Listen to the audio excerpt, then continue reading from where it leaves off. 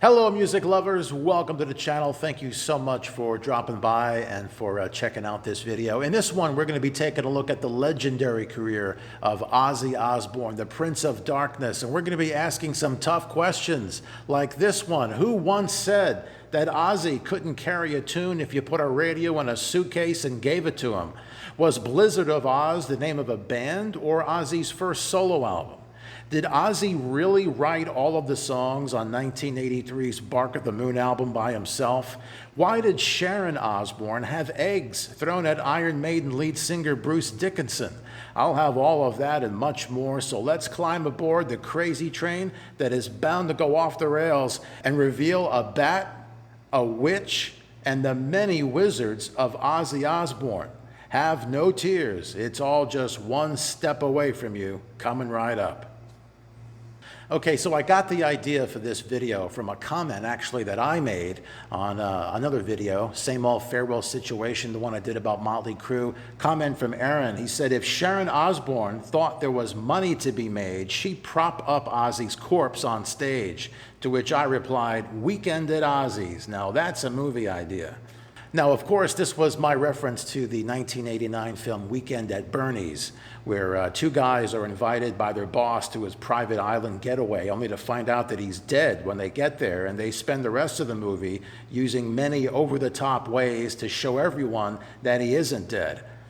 Yeah, you know, this whole scenario with Weekend at Bernie's kind of reminds me of what's been going on in Ozzy Osbourne's career lately. I mean, look, he's been through hell over the past year and a half. Early 2019, he was hospitalized in intensive care, complications from the flu, and then not long after that, he falls and hits his head at home a couple times, has to have 3 major surgeries, including one on his spinal cord. And then earlier this year, announces that he's got a form of Parkinson's disease. So I'm watching this interview with him and his wife from earlier this year, and he doesn't look in that great a shape, very frail. He doesn't sound all that strong, and I'm thinking to myself, how is this guy going to pull off a world tour? You know, because before the pandemic stuff, he was planning on doing like, 50 dates around the world, heavy metal shows. How is this guy going to get up and do these kinds of shows? And how did he just finish an album? You know, this album kind of came out of nowhere. And, is this the guy that is sitting in this interview? Is he the one singing on this album? Like, how did he pull it off?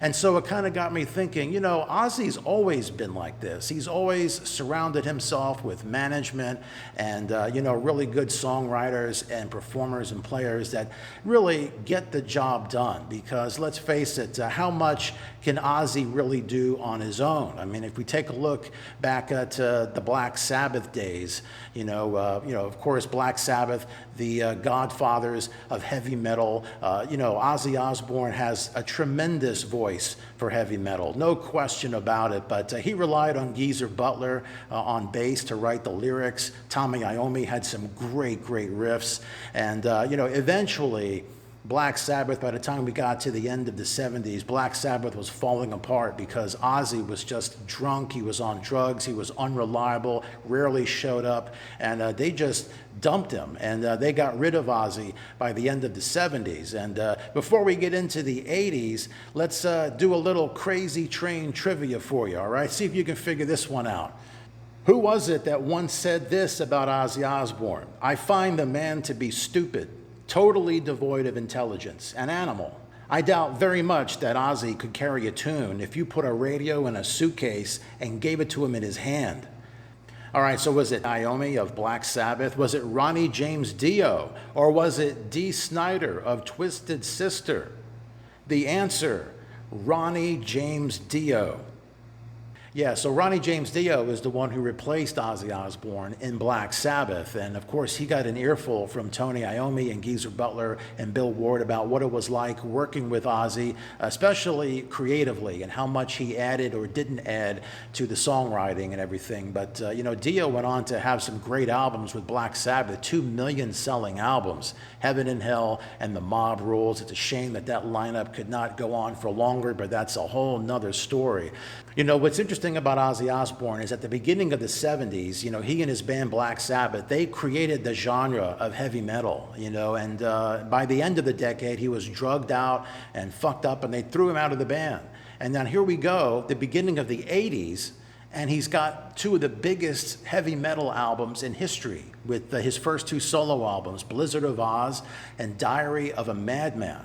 So, you know, how does a guy like Ozzy Osbourne assemble these two landmark albums on his own? And the answer is he doesn't. He gets a lot of help, and it all started with his then manager and future wife, Sharon Arden. Now, Sharon was the daughter of Don Arden. Don Arden was this big music mogul over in the UK, managed a lot of bands, and notorious for his gangster-style tactics. In one notorious story, he was managing this band called the Small Faces, and they were maybe going to use another management company.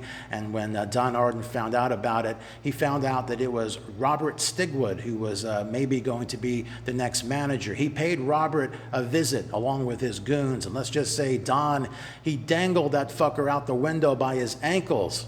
That's right, and he sorted everything out, and well, this is how he operated, and this is what Sharon observed. She watched the way her father operated, and while Sharon never dangled anybody out the window, she practically did in other ways, and we're going to get to that in just a bit. But you know, Don Arden's one of these guys where he never signed his name to anything. He used his wife to sign all the loans and all the documents until she went bankrupt so many times.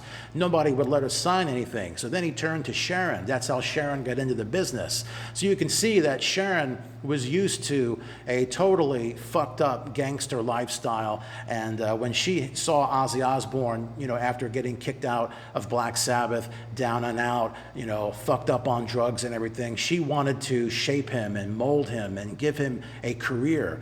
And so she rescued him from practically committing suicide by overdosing on drugs. I mean, if it hadn't been for Sharon, Ozzy would have probably been dead by the early 80s. So she decided to, you know, put together a band of songwriters and musicians to help get Ozzy's career rebooted in the 80s. And one of those guys that she brought on was a guy by the name of Bob Daisley. Now, he had been a bass player in the band Rainbow. And here's what he had to say about coming on board with Ozzy Osbourne. He says, when I first mentioned the possibility of working with Ozzy to others in the business, the general opinion wasn't very high. He had a reputation that didn't command much respect after he was fired from Black Sabbath for being a lazy drunk.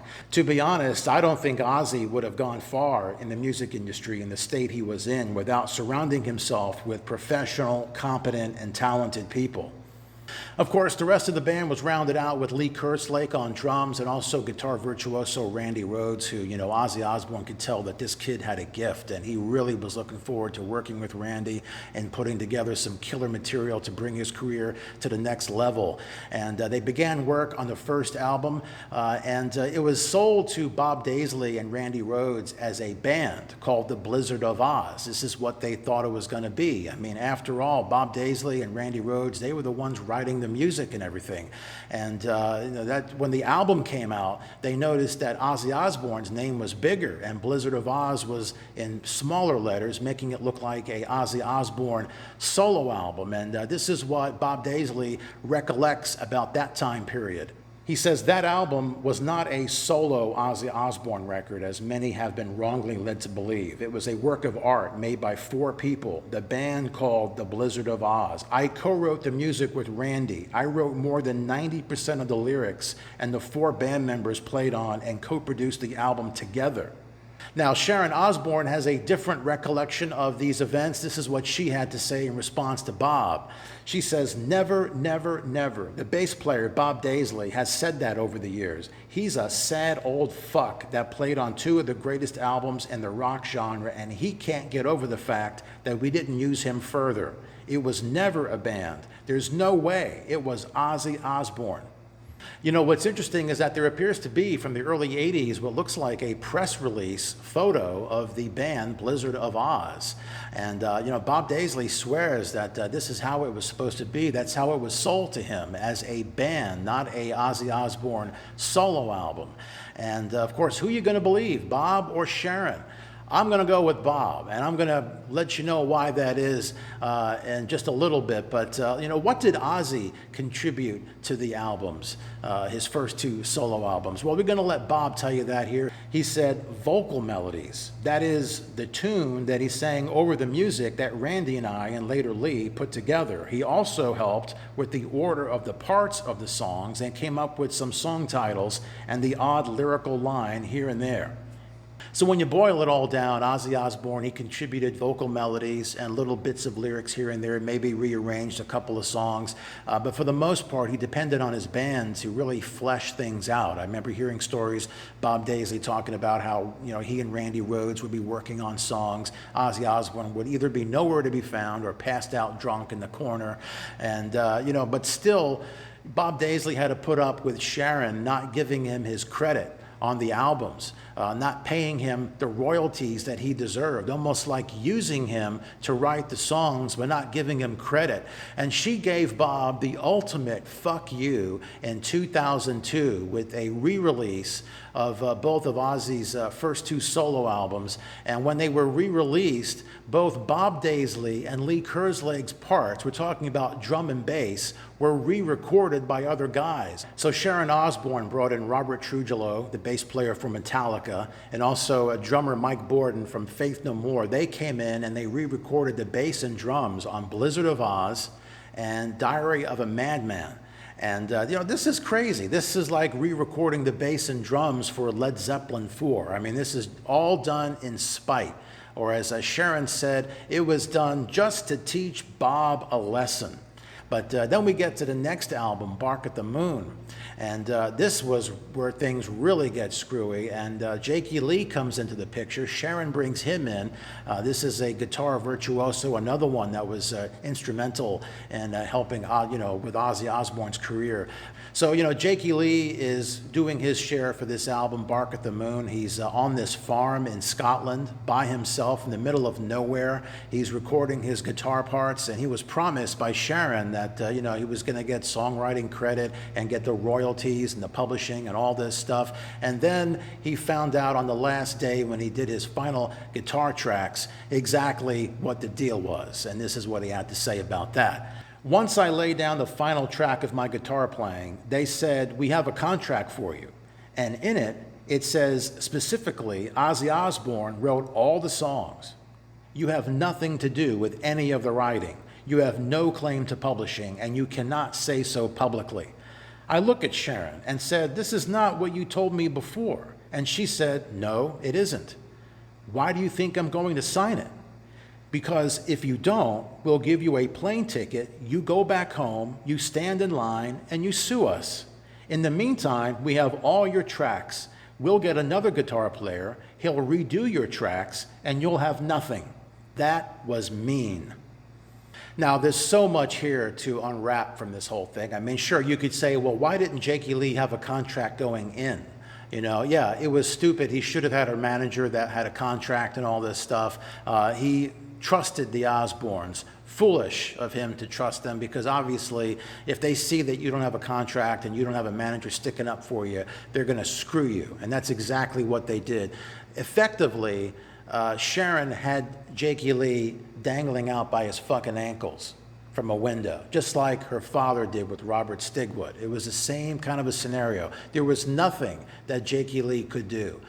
He could have gone home and said, forget about this, but then he would have basically, it would have been like nothing ever mattered that he did there. Would have been re-recorded, credit would have been given to somebody else, and that would have been a real kick in the face. Now, Sharon Osbourne also brought her vengeance to other artists too, like Iron Maiden most famously. When they were part of the Ozfest lineup in 2005, she had a real shit fest with lead singer Bruce Dickinson. Now, Bruce Dickinson would go on stage during these shows and talk about how, Iron Maiden wasn't a band that needed a TV reality show to help their career. And of course, Sharon saw this as a direct insult towards her husband and his career. And so she was so pissed night after night hearing Bruce Dickinson going out and saying this stuff that on the final night in Los Angeles, she decided to take action. And this is what she had to say about that. She said, "So, on the last night in LA, where they think they're really cool. I got 200 Hispanic kids, loaded them with eggs. They had peanut butter. They fucking pelted the shit out of them. And then later, I went on stage and said, don't fuck with us. This is what you get. Now get the fuck off my stage. So, okay, with this episode, maybe you could say Bruce Dickinson shouldn't have slagged off Ozzy Osbourne at, one of his own events. Maybe that wasn't in the best of taste. But did Sharon Osbourne, could she have acted a little bit more professional? Instead of hiring people to throw eggs at the band, she also cut their power numerous times throughout the set. Just goes to show you how, Sharon Osbourne, this is the way that she managed. Gangster style. She was a fucking witch, and other words that rhyme with witch. And she'll even tell you that even that isn't enough. This is what she had to say about herself. I'm really not a bitch. I'm a great big cunt. And when they call me a bitch, it's very bad for my reputation because it's so weak. I have a reputation to uphold. Now, in addition to fucking over songwriters and musicians in Ozzy's camp, Sharon Osbourne was also greatly responsible for shaping Ozzy's image. One thing I can say about her is that she always kept Ozzy current. Whatever he was doing at whatever time, he was always relevant, looked and sounded like what was going on at that time. In the early 80s, he looked like the devil. I mean, this guy looked like the epitome of a heavy metal artist looking at those album covers. And of course, it didn't hurt his reputation to bite the head off of a dove at a record label sales convention back in 1981. Sharon made sure that got all the recognition that it needed to further album sales. And of course, in 1982, while on tour, someone threw a dead bat on stage, and he infamously ripped the head off the bat, not knowing that it was real. And this, along with, in the middle to late 80s, Ozzy looked like he fit in with the hair band scene. Even though he wasn't a hair band, he still looked like, and his band looked like, they all fit in with that whole scene. In the 90s, he had cleaned up his look, a lot more mature look. Of course, we had the whole grunge era in the 90s. His music reflected it too, much darker. So by the time we get into the 2000s, 2002, Ozzy Osbourne is ready for prime time with a reality show, The Osbournes. And this was quite an amazing revelation to a lot of fans. We never knew what Ozzy Osbourne's life was like. We always knew him as just, this satanic weirdo who bit the head off of bats, not a lovable character. I remember when I was growing up, people were frightened of Ozzy Osbourne. They didn't know what to make of him, and they didn't think he would live past 30 years old probably. But here we go in 2002, Ozzy's got a reality TV show, totally demystified Ozzy. We see him at home with his family. And what's sad about it is that this show coincided with the peak of his alcoholism. And so he's barely able to speak. People were laughing at him being forgetful and not being able to, even use the remote on his fucking television and slurring his words. But in reality, Ozzy Osbourne was really fucked up at this point, doing a lot of damage to himself and his family as well. His son Jack and his daughter Kelly, both going through bouts with alcoholism and drug abuse, and this whole TV show did not serve his family well. Now, while Ozzy Osbourne has definitely been dealing with his demons, his wife Sharon, it hasn't been a walk in the park for her, having to deal with Ozzy. There's been attempted murder. He came home one night in a drunken rage, decided that he had to strangle her, and nearly did. She's had to put up with infidelity and a husband who's been a drug addict and an alcoholic and not a very good father to their children. And also, she has stuck by him all these years. Why has she put up with Ozzy? Why has she decided to stay with him after all this time? She rescued him back in the late 70s when he could have easily gone off the rails on his crazy train. His career may have never taken off if it wasn't for her. And, through all of this, I really do think that she loves Ozzy. Deep down inside, she may not trust him. I don't think she does, but she loves him. And she wants the best for him, and she wants him to be able to do what he loves. And what he loves to do is perform. He loves to get out in front of the audience, and that's why, you know, the unthinkable is still kind of hanging out there. Ozzy Osbourne going out on the road and playing shows when he's just been diagnosed with Parkinson's disease. Now, we've known for quite some time that something hasn't been quite right with Ozzy Osbourne, you know, the way that he talks, the way that he carries himself. And if you go back to the early 90s when he announced his final farewell tour, you know, we thought it was a bit premature. Why is he doing this? The reason he did it was because he was misdiagnosed with MS. And he thought that this was the end. He wasn't going to be able to tour, so we decided to pull the plug. But then he found out that that wasn't accurate, although something was wrong with him. Not long after that, he was diagnosed with a form of Parkinson's disease. And so he's known for quite some time, for many, many years, that he's had something wrong. But now it has been officially announced publicly that he is dealing with Parkinson's disease. And this is a degenerative type disease that does not get better. And there is no cure. The best that you can do is try to slow it down and live the best life that you possibly can. Certainly, anybody that has gotten this, that is a performer, decides to dial it back, stay at home, not go out. You know, but Ozzy Osbourne's looking to ratchet it up. He's looking to go on the road and looking to perform. And is that even a realistic thing? Let's take a look at some other artists who have battled with Parkinson's disease to see how they've been getting through it. Of course, there's Neil Diamond, probably one of the latest to announce that he's got Parkinson's. He retired in the middle of his 50th anniversary tour, decided to pull the plug totally. Then there's Linda Ronstadt. She stopped performing live in 2001, and she says that Parkinson's takes away your ability to sing, no question about it. There's also Glenn Tipton of Judas Priest. He stopped touring with the band in 2018. He does some occasional guest spots, plays on the albums, but no longer touring. Sadly, we lost Pat Torpey, former drummer for Mr. Big. He died from Parkinson's complications not that long ago. Also, Maurice White, former lead singer of Earth, Wind and Fire. He as well died from complications of Parkinson's back in 2016.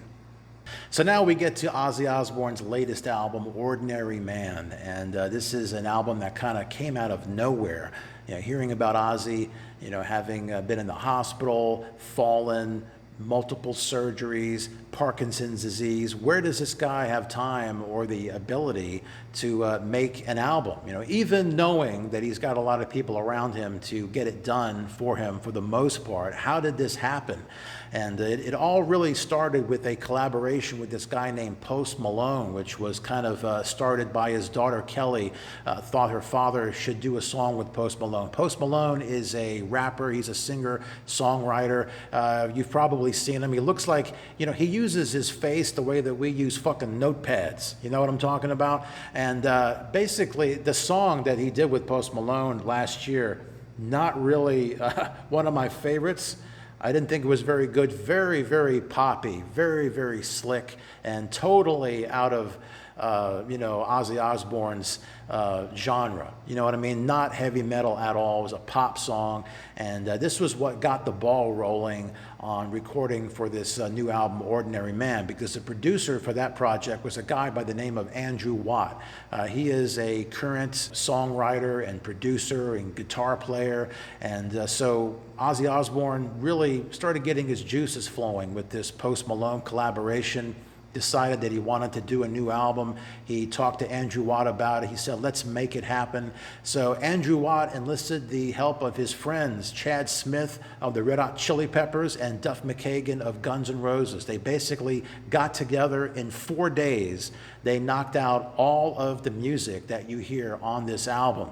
And then after that, they brought in this songwriter, professional songwriter. Her name is Ali Tamposi.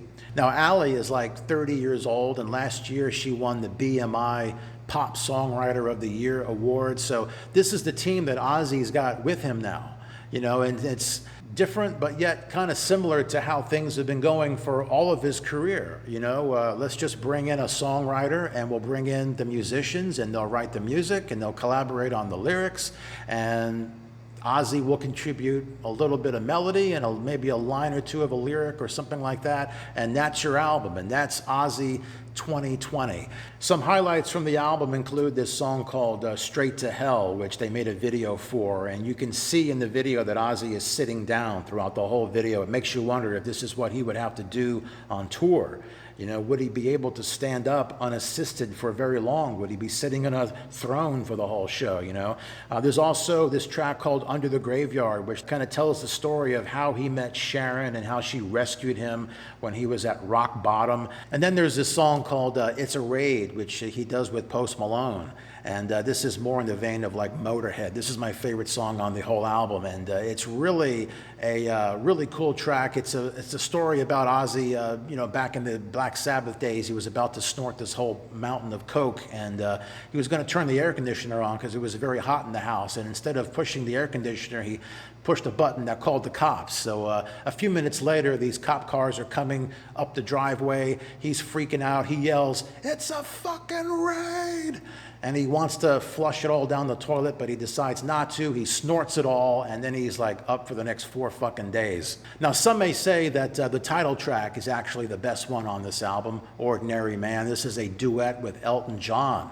And you could tell that the professional songwriters are all over this one. I mean, this has got very strong melodies, very strong hooks, very uncharacteristic of Ozzy Osbourne, that's for sure. This is his November Rain. Remember that one from Guns N' Roses? I mean, look, you got Duff McKagan from Guns N' Roses playing bass, and you've even got Slash on guitar for this track. So very November Rain-like. Let me know what you think about the title track. Let me know what you think about the album, Ordinary Man. So what is next for Ozzy Osbourne and the Osbournes? I say that because it's very much a family affair. You know, it's not just Ozzy and the songwriters and the musicians crafting his career. He's also got his family involved now. You can thank the reality show, The Osbournes from 2002. His family a lot more high profile now. They have a brand new show that's actually airing now called The Osbournes Want to Believe TV show. It's currently on the Travel Channel.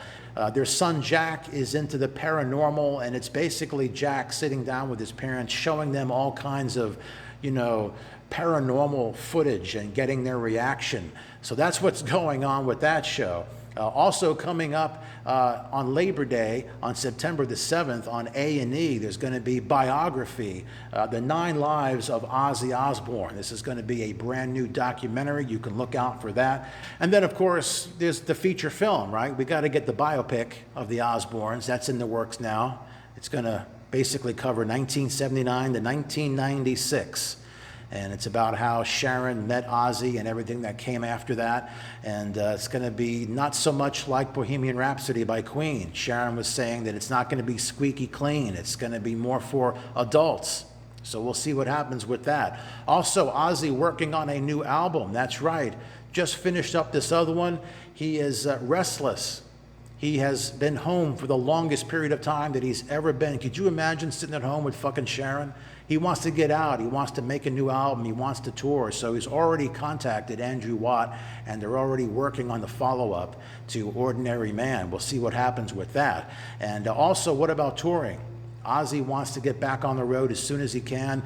Is he going to be able to play one show, let alone 12? Does he have the stamina? Let me know what you think about that. Let me know what you think about Ordinary Man. What do you think about Sharon and her gangster tactics? And what do you think about the wizards of Ozzy Osbourne, all the great songwriters that have helped prop him up and make him into the Prince of Darkness that we have known and loved for all these years? Drop it down below. Give this video a thumbs up if you enjoyed it. Hit that subscribe button too. Also, be sure to check out the playlist to this video, filled with music videos, interviews, documentaries of stuff that I talked about in this video. And until next time, I will see you later. Take care.